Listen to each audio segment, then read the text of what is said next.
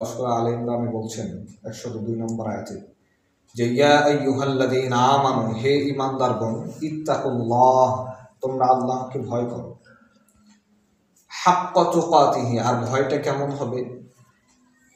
হাক্কা তুকাতিহি, যেইভাবে ভয় করলে যথাযথভাবে ভয়টা হবে সেইভাবে ভয় করো। ওয়ালা তামুতুন্না ইল্লা ওয়া আনতুম মুসলিমুন, আর সবাই মুসলমান না হয়ে ওয়ালা তামুতুন্না, মৃত্যুবরণ করবা, ইল্লা ওয়া আনতুম মুসলিমুন, মুসলমান না হয়। তো একটা কথা দেখেন যে আল্লাহ সুবহানাহু ওয়া তাআলা আমাদেরকে একদিকে বলছেন আল্লাহকে ভয় কর, তাদেরকে বলছেন ইয়া আইয়ুহাল্লাযীনা আমানু, যারা ঈমানদার, যারা ঈমানদার মুমিন মুসলিম, যারা পরেজগার, যারা আল্লাহ ভীরু, আল্লাহ তাদেরকে বলছেন যে আল্লাহকে ভয় করো। আর ভয়টা কেমন হবে? যথাযথভাবে, সুন্দরভাবে, ভালোভাবে ভয় করো। কিন্তু আমাদের সমাজে দেখা যায় যে মানুষ আল্লাহকে ভয় করে না।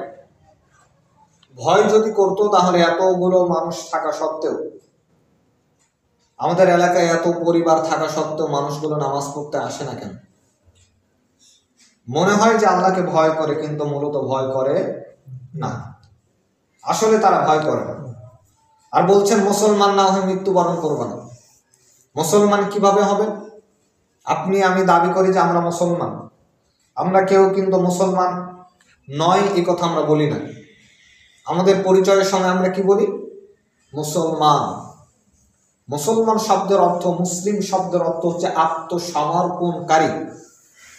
আত্মসমর্পণকারী মানে যে ইসলামের কাছে আত্মসমর্পণ করেছে সে হচ্ছে মুসলিম। এই ইসলামের কাছে আত্মসমর্পণ মানে কি? ইসলামের যতগুলো আইন কানুন বিধান নিয়ম নীতি পদ্ধতি আছে সবগুলোকে মেনে নেওয়া, মেনে চলা, সেইভাবে চলার নাম হচ্ছে মুসলিম। এখন ইসলামকে যদি আমি পরিপূর্ণভাবে না মানি তাহলে আমি মুসলিম হতে পারবো? হতে পারবো কি? পারবো না। কারণ মুসলমান মানে আত্মসমর্পণ করা, যে আল্লাহ সুবহানাহু ওয়া তাআলার নিয়ম নীতি পদ্ধতির কাছে আত্মসমর্পণ করবেন, সেগুলো মেনে চলবে। এখন সেগুলো যদি আপনি না মানেন আপনি কিভাবে মুসলমান হবেন? তো আমাদেরকে মুসলিম হতে হবে। আমরা কিভাবে সঠিকভাবে আমরা মুসলিম হতে পারি সেই চেষ্টা আমাদের করতে হবে। আমরা মুসলমান হওয়া সত্ত্বেও মানুষকে গালি দিব তাহলে মুসলমান হতে পারেন, নামাজ পড়বো না তাহলে মুসলমান হতে পারেন, দাড়ি রাখবো না মুসলমান হতে পারেন। প্রকৃতপক্ষে মুসলমান হতে গেলে ইসলামের প্রত্যেকটা নিয়ম কানুন পদ্ধতিকে মেনে চলতে হবে। আর এই যে সমাজ, এই সমাজকে পরিবর্তন করার জন্য কাজ আমাদের কি করতে হবে? আমরা যদি কাজ না করি মানুষের পরিবর্তনের জন্য, তাহলে কাজ কে করবে? আল্লাহ সুবহানাহু ওয়া তাআলা বলছেন ইয়া আইয়ুহার রাসূল বাল্লিগ মা উনজিলা ইলাইকা মির রাব্বিক, হে রাসূল, তোমার উপর যা নাজিল হয়েছে সেইগুলো তুমি কি করো? মানুষের সামনে পৌঁছে দাও, তোমার রবের পক্ষ থেকে যা এসেছে। ওয়া ইল্লা তাফআল ফামা বাল্লাগতা রিসালা, আর তুমি যদি না পৌঁছাও তাহলে বোঝা যাবে তুমি রিসালাতের দায়িত্ব পালন করছো না। আল্লাহু ইয়াসিমুকা মিনান নাস, আর এই দাওয়াতি কাজ করতে গিয়ে যত ষড়যন্ত্র চক্রান্ত আছে আল্লাহ সুবহানাহু ওয়া তাআলা বলছেন আমি সমস্ত চক্রান্ত ষড়যন্ত্র থেকে, মানুষের হিংসা বিদ্বেষ থেকে, সমস্ত চক্রান্ত থেকে আমি আল্লাহ হেফাজত করব। সুবহানাল্লাহ। তাহলে এটা কি আমাদের জন্য একটা কল্যাণের বিষয় নয়?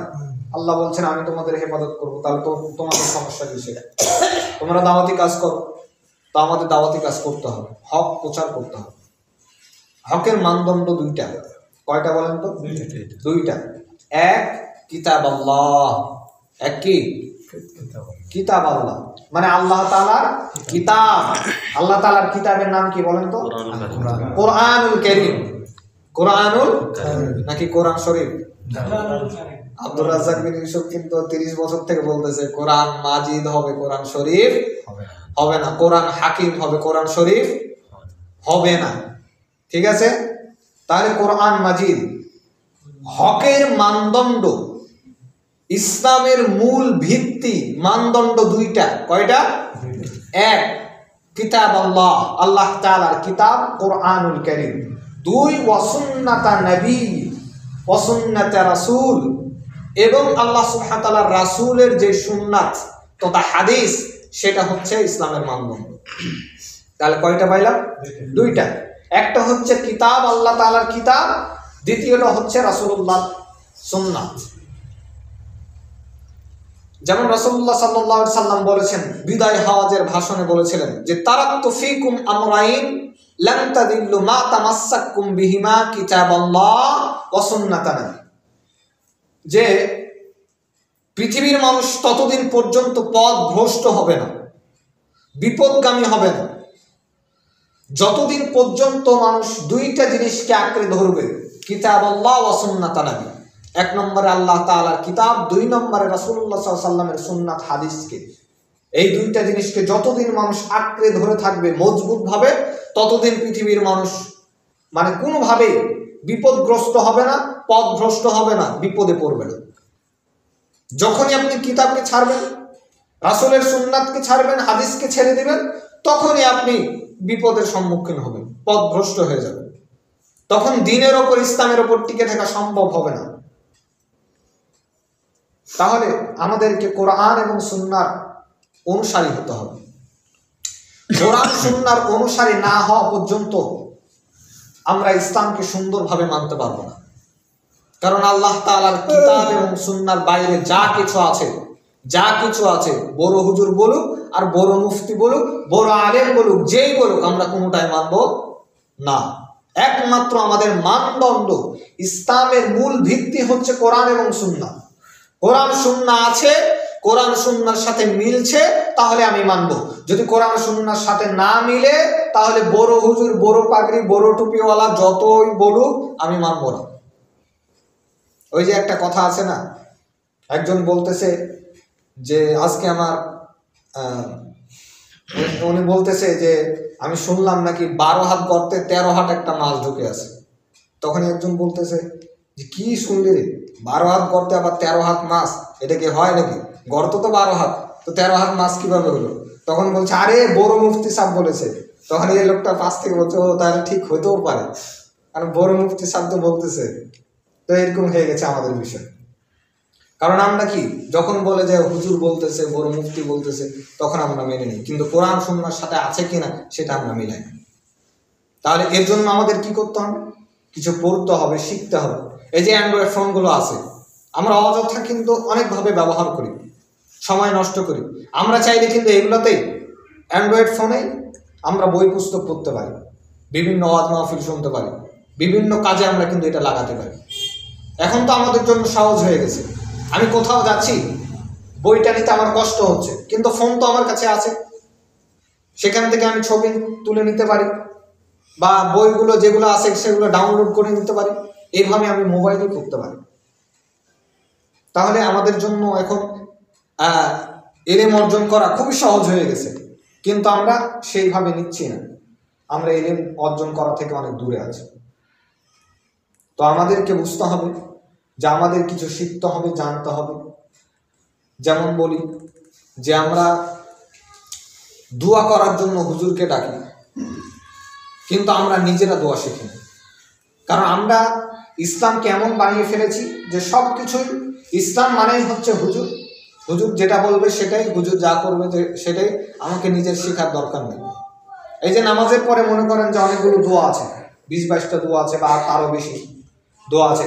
এই দোয়াগুলো আমরা কয়টা পারি? শেখার দরকার আছে না? আমাদের দরকার আছে না? ঘুমাই গেলেন নাকি সবাই? তো এই দোয়াগুলো আমাদের শেখার দরকার আছে না? তো নামাজের পরে এতগুলো দোয়া থাকতেও আমরা একটা দোয়া পড়ি না। কেউ আবার ফরজ নামাজ শেষ হইলেই সুন্নাত পড়তে শুরু করে, আবার কেউ ফরজ নামাজ শেষ হইলেই বাড়ি চলে যায়, সুন্নাতও পড়ে না। কাজ থাকতে পারে, কাজ থাকলে আমি সেদিন পড়লাম না সেটা ভিন্ন বিষয়, সে অক্ট পড়লাম না সেটা ভিন্ন বিষয়, সবারই কাজ থাকবে। কিন্তু আমি যখন ফ্রি আছি, আমার কোনো কাজ নাই, আমি বসে বসে তো 20টা দোয়া পড়তে পারি। তো 20টা দোয়া এখন জানা না থাকলে আমি পড়বো কিভাবে? তো সেইভাবে আমাদের জানতে হবে, আমাদের শিখতে হবে। আর আরেকটি কথা আমাদের মাথায় রাখতে হবে, আমরা যত একা একা লাফালাফি করি না কেন, একাই আমি যত কাজ করব, তার থেকে যদি আমি যে জামাতবদ্ধ জীবন যাপন করি, একসাথে থেকে কাজ করি, তাহলে আমরা তার থেকে বেশি কাজ করতে পারবো। আমাদেরকে একসাথে থাকতে হবে। একসাথে মিলেমিশে কাজ করতে হবে। যদি আমরা জামাতবদ্ধ জীবনযাপন করি তাহলে আমাদের কাজ করা বেশি সহজ হবে। সংগঠন জামাত মানে একত্রিত হওয়া, এক জায়গায় থাকা, এক প্ল্যাটফর্মে থেকে কাজ করা, যার দ্বারাতে ইসলামের কাজ করা সব থেকে বেশি সহজ হবে। আপনি একা সহজে কাজ করতে পারবেন না, কিন্তু যখন একটা আমাদের শক্তি থাকবে, আমাদের একটা দল থাকবে, সংগঠন থাকবে, তখন আমরা সবাই একভাবে কাজ করতে পারবো বেশি। তখন কাউকে আমাদের ভয় লাগবে না, তখন আমাদের মনে হবে যে আমার কাজ করা এখন দরকার। এখন কিসের ভয়? আমার আশেপাশে সবাই আছে, আমি তো সবার সাথে কাজ করতেছি। এই জন্য আমাদের একভাবে কাজ করতে হবে, প্রচার প্রসারে এগিয়ে আসতে হবে।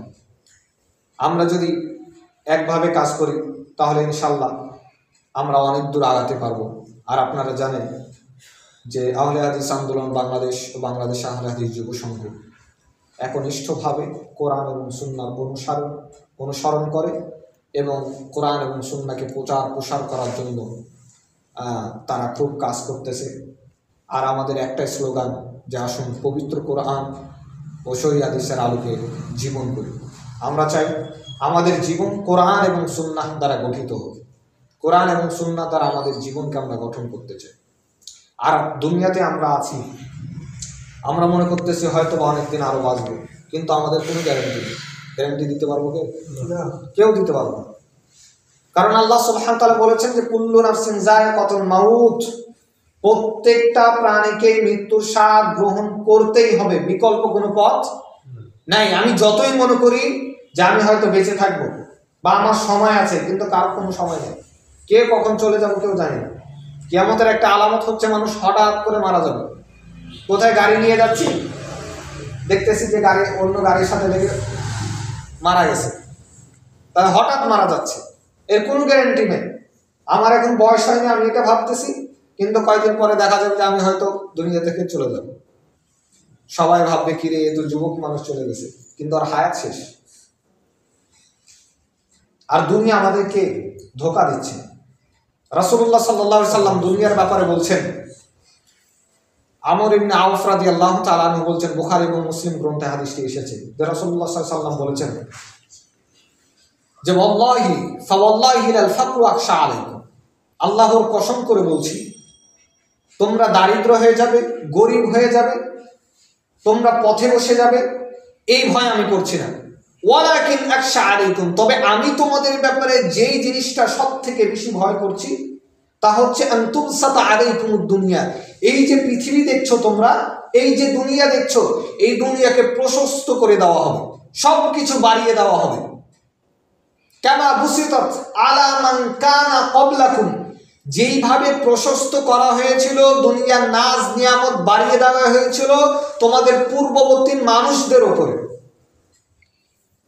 ফাতানা ফাসুহা কামা তানা ফাসুহা, ফলে তোমরা দুনিয়াকে নিয়ে প্রতিযোগিতা শুরু করবে দুনিয়া অর্জন করার জন্য, যেইভাবে দুনিয়া অর্জন করার জন্য তোমাদের পূর্ববর্তী মানুষরা প্রতিযোগিতা করেছিল।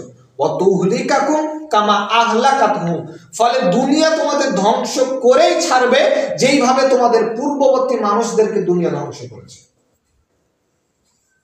হাদিসটা থেকে আপনি কি বুঝছেন? যে এতটাই গুরুত্বপূর্ণ একটা হাদিস, যে রাসূলুল্লাহ সাল্লাল্লাহু আলাইহি ওয়াসাল্লাম ভয় করছেন। কিসের ভয়? উম্মতদেরকে নিয়ে ভয়। কিসের ব্যাপারে? দুনিয়ার ব্যাপারে, যে দুনিয়াকে এমন ভাবে আমাদেরকে দেওয়া হবে। এখন কিন্তু দেখা যাচ্ছে যে দুনিয়ার ইনকাম সোর্স, মানে টাকা ইনকামের পদ্ধতি অনেক বেশি, সেই জন্য দেখা যাচ্ছে আমাদের নামাজ পড়ার সময় থাকে না। মানে এতটাই কাজ বেশি, দুনিয়া মানে এমন ভাবে হয়ে উঠতেছে, এখন এমন ভাবে হয়ে উঠতেছে যে আমরা নামাজ যে পড়বো এই সময়টাও আমরা পাচ্ছি না। তো দুনিয়াকে আমাদের জন্য বাড়িয়ে দেওয়া হচ্ছে, প্রশস্ত করে দেওয়া হচ্ছে, আর সেই দুনিয়াকে নিয়ে আমরা কি করছি? ছুটাছুটি করছি, যেভাবে আমাদের পূর্ববর্তী মানুষরাও ছুটাছুটি করেছিল। ফলে কিছু মানুষদেরকে আল্লাহ সুবহানাহু ওয়া তাআলা ধ্বংস করেছেন এই দুনিয়ার কারণে। দুনিয়া মানুষকে ধ্বংস করে দেয়, এই দুনিয়া থেকে আমাদের বাঁচতে হবে। আরেকটি হাদিসে এসেছে, আবু হুরায়রা রাদিয়াল্লাহু তাআলা আনহু বলছেন যে রাসূলুল্লাহ সাল্লাল্লাহু আলাইহি সাল্লাম বলেছেন, আদ-দুনিয়া সিজনুল মুমিন ওয়া জান্নাতুল কাফির। এই হাদিসটা আমরা শুনেছি, প্রায় মানুষ শোনা আছে। যে দুনিয়াটা হচ্ছে মুমিনদের জন্য জেলখানা, কয়েদখানা, বন্দিশালা। যেই কয়েদখানা, বন্দিশালাতে ইচ্ছা মতো কোনো কিছু করা যায় না। জেলখানাতে কেউ মন মতো কিছু করতে পারবে? পারবে না। কেন পারবে না? কারণ তাকে একটা এরিয়া দেওয়া আছে, জায়গা দেওয়া আছে, ওর মধ্যেই থাকতে হবে, ওখানে যা করার করবে, বাইরে যেতে পারবে না। তো মুমিনদের জন্য দুনিয়াটা হচ্ছে কারাগার, জেলখানা। মুমিন যদি চায় এটা ওটা করতে পারবে না, বরঞ্চ তাকে যেই নিয়ম দেওয়া হয়েছে, পদ্ধতি দেওয়া হয়েছে, এরিয়া দেওয়া হয়েছে, এর মধ্যেই তাকে থাকতে হবে। আর ওয়াজান্নাতুল কাফের, আর কাফেরদের জন্য দুনিয়াটা হচ্ছে জান্নাতের মতো। তারা মনে করে যে আমাদের দুনিয়াটাই শেষ, আমরা আর পরকালে উঠবো না, তাহলে কি করতে হবে? দুনিয়াতেই আমাদের জান্নাতের মতো দুনিয়াকেই ব্যবহার করতে হবে। মানে এখানেই খাবো, এখানেই ফুর্তি করবো, এখানে আনন্দ করব, দুনিয়াতেই আমাদের শেষ। কিন্তু পরকাল বলে যে একটা জীবন আছে, এটা ভুলে গেছি। তা আমরা যদি পরকাল আছে, এই পরকাল ভুলে যাই, আমাদের যদি স্মরণে না থাকে, তাহলে আমরাও বিপদগামী হয়ে যাব। এই জন্য আমাদের স্মরণ রাখতে হবে, মনে রাখতে হবে যে আমাদের পরকালীন একটা জীবন আছে, যেই জীবনে আমাদের যেতে হবে। রাসূলুল্লাহ সাল্লাল্লাহু আলাইহি ওয়াসাল্লাম বলছেন, ইন্না লিকুল্লি উম্মাতিন ফিতনা ওয়া ফিতনাতু উম্মতি আল মাল। প্রত্যেকটা উম্মতের একটা করে ফিতনার কারণ ছিল, বিপদে পড়ার কারণ ছিল। তারা যে বিপদে পড়তো বা যার কারণে ধ্বংস হয়েছে, তার প্রত্যেকটার একটা করে কারণ আছে। প্রত্যেক উম্মতের, যত নবী রাসূলের উম্মত এসেছিল, প্রত্যেকটা উম্মতের ধ্বংস হওয়ার একটা করে কারণ আছে। আর রাসূল বলছেন, ইন্না লিকুল্লি উম্মাতিন ফিতনা ওয়া ফিতনাতু উম্মতি আল মাল। আর রাসূল বলছেন, আমার উম্মতের ফিতনায় পড়ার কারণ, ধ্বংস হয়ে যাওয়ার কারণ, বিপদে পড়ার কারণ হচ্ছে সম্পদ। তারা যখন খালি সম্পদের পিছনে ছুটবে, আল্লাহকে স্মরণ রাখবে না, মনে রাখবে না, তখন তারা ধ্বংস হয়ে যাবে। এটাই তাদের সব থেকে বিপদে পড়ার কারণ হয়ে দাঁড়ায়। তা আমরা যদি শুধুমাত্র দুনিয়ার পিছনে ছুটি, তাহলে দেখতে হবে। মনে করেন আজকে আমি যুবক আছি, কালকে আমি বৃদ্ধ হয়ে যাব যদি বেঁচে থাকি। আর যদি বেঁচে না থাকি, মারা গেলে তো শেষ। তো আমাদের জীবনের সময় কিন্তু থেমে নেই, আজ আছে কাল নেই, আমরা সবাই চলে যাচ্ছি। তো আমাদের কিভাবে সমাজগুলোকে সুন্দর করা যায়, কিভাবে আশেপাশের মানুষরা নামাজ পড়বে, তাদেরকে কিভাবে আমরা দাওয়াত দিতে পারি, এই উদ্যোগগুলো আমাদেরকে নিতে হবে।